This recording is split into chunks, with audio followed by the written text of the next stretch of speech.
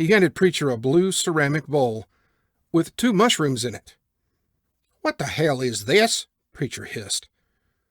"Tribal medicine to help the pain in your mind," Bear Claws said, walking away. Preacher stared at the tiny mushrooms. Bear Claws had given him peyote, a very hallucinogenic drug similar to LSD. Preacher spat a stream of juice. "Well, Jesus, twitching on the motherfucking cross. It can't get any worse, can it?" he muttered. Preacher picked both of them up between his fingers, shrugged, and chewed them. He chewed for a moment and nearly spit them out. The bitter taste had mixed in with his chaw. "My life, that's bitter." Preacher yanked the chaw out of his mouth and flung it away from him. It sucks." He tilted his head back, closed his eyes, and waited. He nodded off for an hour, the crackling of the fire his only accompaniment. He felt someone nudge his boot.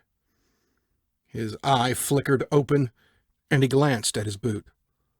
"Let me sleep, Silence. I told you I didn't want to join you."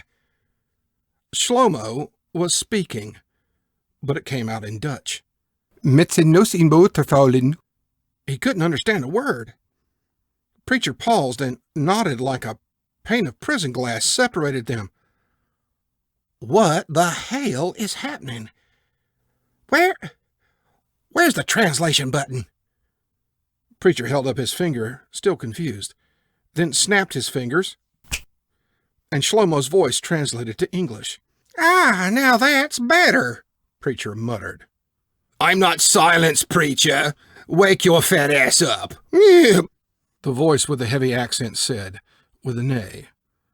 Preacher groaned and sat up, Shlomo's muzzle directly in front of him. She neighed. "Boo!" Preacher shrieked and scampered back. "What the fuck?" he hissed.